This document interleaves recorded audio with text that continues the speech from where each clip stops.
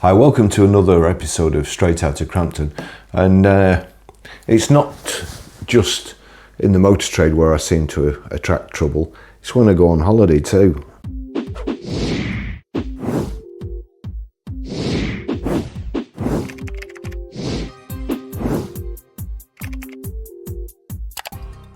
This episode is called Colin the Caterpillar, Sapphire, Andre and me. I'd walked through the scanner without causing a beep, but I knew it wasn't a good sign when I saw that my rucksack was being reversed back through the airport security x-ray machine and the girl had called her supervisor. "Did you pack your case yourself, sir?" she asked with an accusing stare. I can explain. It's a Colin the Caterpillar cake from Marks & Spencer's for my girlfriend's daughter's 21st birthday party in Prague. It wasn't a good explanation, and I doubt I could have raised any more eyebrows if I'd said it was a bomb. I'd had my reservations when I was packing in my hand luggage.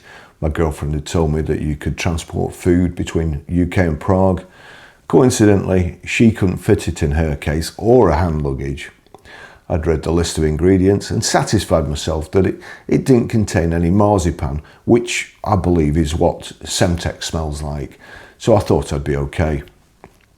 Unfortunately, Colin the Caterpillar portrayed a rather sinister outline on the x-ray machine, along with all my phone charging cables. It didn't look good. The security staff made me empty my bag, then they swabbed the inside of it to satisfy themselves there'd been no explosives in it. Colin was taken to the supervisor for further examination. We were en route to Prague, where my girlfriend's daughter Rebecca was studying. It was her 21st birthday, and ever since she was a little girl, she'd had a Colin the Caterpillar for her birthday cake. Even though this year she'd be getting the key to the door, as it was her 21st, it had become a tradition. It was also a tradition for me that when the cake was cut, I would do my best ventriloquism and make noises like Colin had just been stabbed and was in pain. "Oh, it really hurts. Oh." Okay, my girlfriend was right. I haven't grown up. Rebecca was upset that the cake was not available in the Czech Marks & Spencer's, but despite my concerns, her mother had still decided the tradition would be continued. So en route to the airport, we drove miles out of our way to get Colin the Caterpillar from Preston Marks & Spencer's, and we transport it from England to Prague. Those of you who know me will also know that I don't particularly like children. However, Rebecca was an exception. She'd won me over years ago when she was just 6. I'm pretty certain that her mother never considered me as an ideal boyfriend or surrogate father material. I hadn't come with glowing references from previous girlfriends, and apparently she thought I was an arrogant shit who'd never grown up. She also assumed that I'd be a bad influence on her children if they were ever to meet me.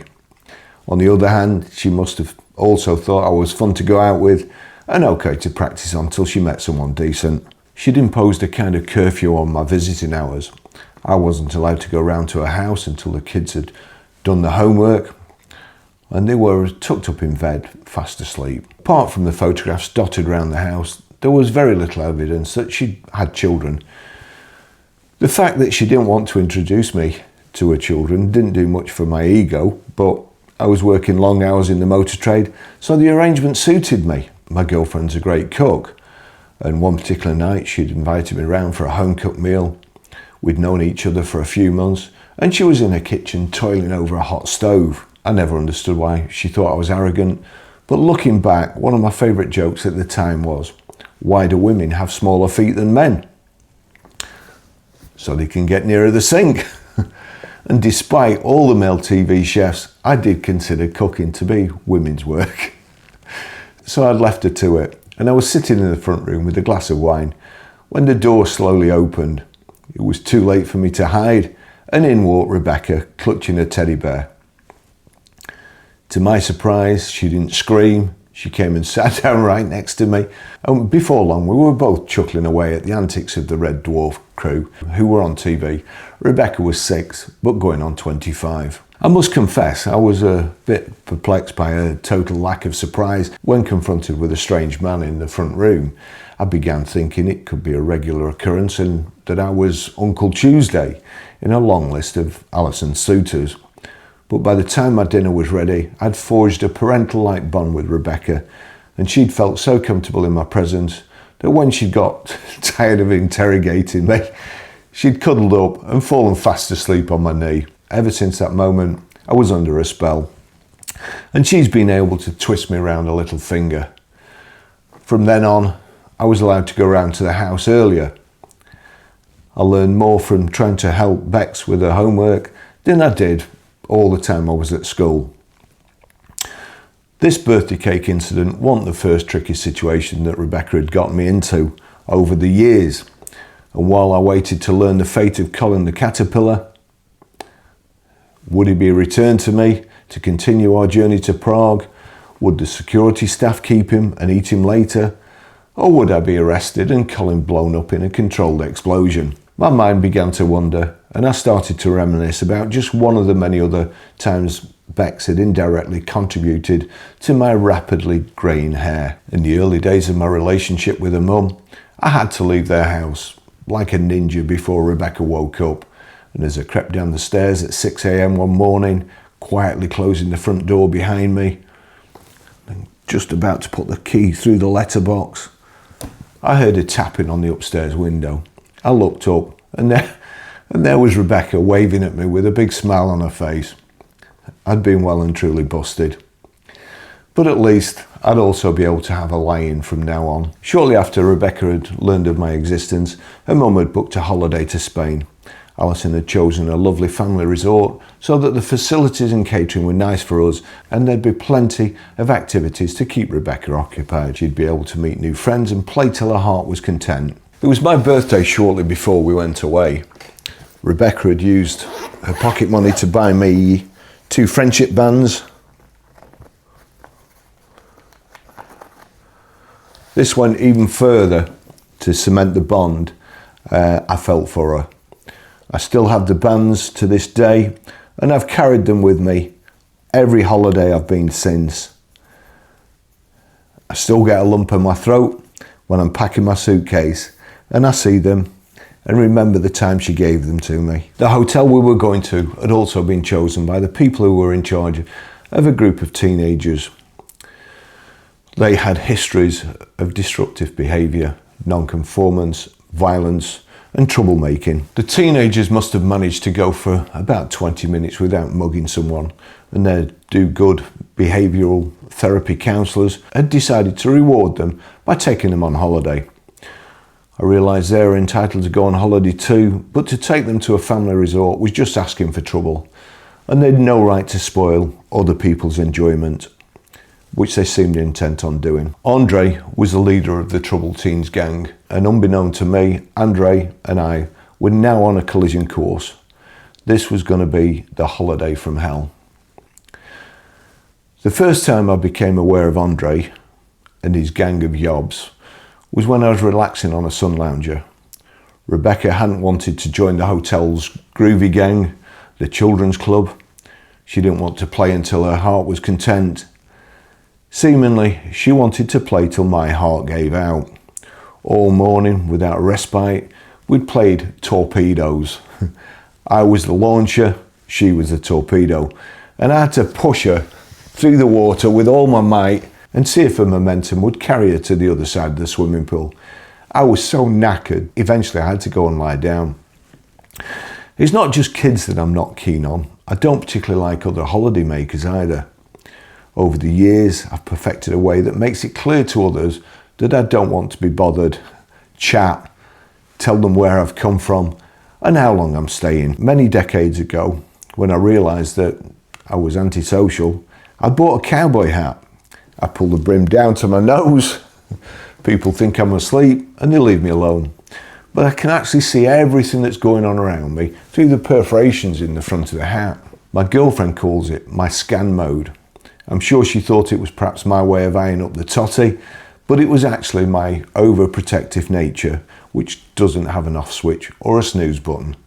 And I was watching Rebecca like a hawk while pretending to be asleep to my fellow holiday makers. I was still blissfully unaware that there was a party of thugs staying at the hotel. But there were 2 lads in the pool. They were a lot bigger than the rest and they were making a nuisance of themselves, and they'd caught my attention. One in particular had a truly evil face that I would never tire of punching. And somehow I knew that sooner or later they'd get up to no good. It wasn't long before my suspicions were confirmed. They were playing catch with a tennis ball. They looked innocent enough at first until one of them threw the ball and the lad, who I would later discover was called Andre, failed to catch it. The ball missed Rebecca by a few feet, but as I watched, I could see an idea dawning on Andre's face, and I knew what he was thinking. As his mate went to retrieve the ball, I slipped into the pool, swam underwater, and I surfaced directly behind Andre. I was just in time to hear him say to his co-conspirator, "We'll move around the pool so that I'm in front of that girl. You throw the ball as hard as you can at her, and I'll pretend I was trying to catch it, but couldn't, and it hit her by accident." Rebecca was tiny, and being hit by a wet tennis ball thrown at full force could have seriously hurt her. These youths were scumbags, and although I was tempted to give Andre his very own torpedo ride on the end of my fist, I restrained myself and I slapped him on the shoulder instead. He nearly jumped out of his skin. I spoke firmly but menacingly, trying my best not to create a scene and frighten the other children in the pool, but to make my intentions clear and not open to misinterpretation. If that ball goes within 50 feet of her, you two will not get out of this swimming pool alive. Do you understand?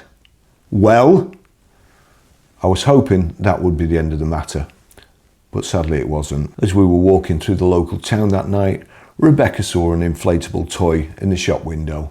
It was a blow-up sea lion, which was big enough for a child to sit on. Rebecca fluttered her eyes at me. "I'd really like that," she said, and the next thing I knew, I was paying for it. Rebecca, Sapphire as it was to be christened, and I spent the whole of the next morning in the pool. She sat on it, and it was my mission to swim underwater and to try and tip her up. I managed to do it on a couple of occasions, but on a couple more, Rebecca saw me coming and managed to repel my attack by kicking wildly with her feet to paddle away, sometimes accidentally connecting with my skull. On another occasion, a French woman who hadn't realised that it was a game slapped me across the face for knocking Rebecca off Sapphire. When you provoke an attack from the French, you know it's time to quit. I decided that the game had become too dangerous for me, and I retired to the relative safety of my sun lounger to recover. Although I was still slightly dazed by the French woman's formidable slap, I continued to scan for Andre through my observation hat. He emerged from the hotel and I watched his every move. As he edged round the perimeter of the pool, I knew he'd clocked me, and he'd also seen Rebecca playing on Sapphire in the corner of the pool. Again, I could tell by his body language that he was up to mischief. He had a few trial runs, seemingly to build up courage or to bait me into confronting him. When he was satisfied that I must be asleep, he got braver and moved in closer to Rebecca. I watched. As he got within a few feet, he reached into his pocket and pulled out an object which I saw glint in the sun. Rebecca saw it too. She screamed, recoiled in horror, hugging her beloved Sapphire, the sea lion, and protecting it from Andre. Andre turned back to look at me to make sure that Rebecca's scream hadn't awoken me from my slumber, and I was still fast asleep, but it wasn't his lucky day. I was already hurdling the sun loungers and deck chairs, which covered the space between me and him. He'd managed to put the object back in his pocket when I crashed into him, sending him sprawling into a wall. I had his arm twisted behind his back, with my left arm on his throat before he could recover. I could see the hate in his eyes as he stared defiantly back, but the red mist had well and truly descended on me. I wasn't in control, and I shouted, "What was that in your hand?" at the top of my voice. He said it was nothing. I forced his face into a wall, and making sure that his arm would break if he tried to move, I went to pat him down. One of the holiday makers from behind me said it was a knife. He had a knife. My girlfriend was behind me now, trying to calm me down.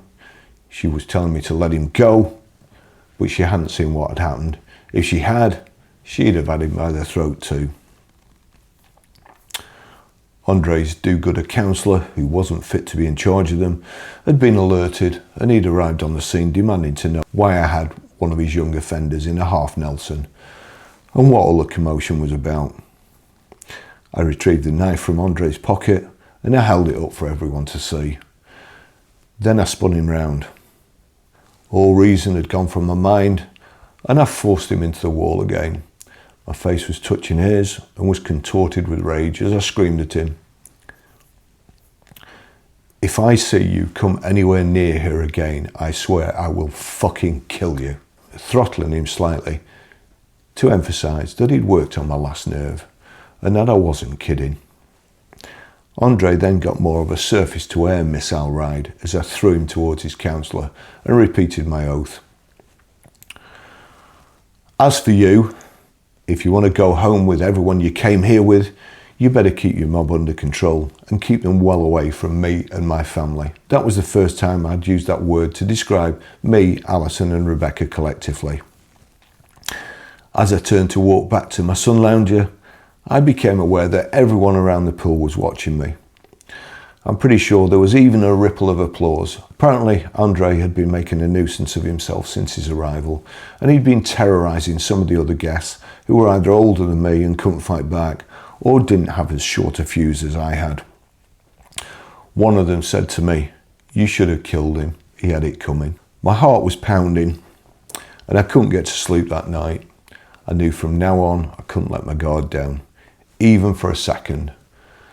The next morning at breakfast, I tried to take Rebecca's mind off the incident by tearing croissants in half, putting them between my knuckles and pretending that I was turning into a werewolf. As I remember, this was much to Alison's disgust, and I got a lecture about playing with my food. But she was right about me being a bad influence. We decided not to try and inflame the situation any further, and we were just going to show our faces by the pool, then walk into town, avoiding any further confrontation. But as soon as we walked out, Andre's counsellor came rushing over. It was clear he'd been waiting for us, and I could tell he was studying my face, looking for any giveaway signs that I already knew what he was about to tell us. Andre got jumped last night and got badly beaten up. He's in hospital, he blurted out. Good. It couldn't have happened to a nicer person. If you find out who did it, let me know. I'd like to buy them a drink. Alison was right. I am arrogant. And we discovered another one of my shortfalls.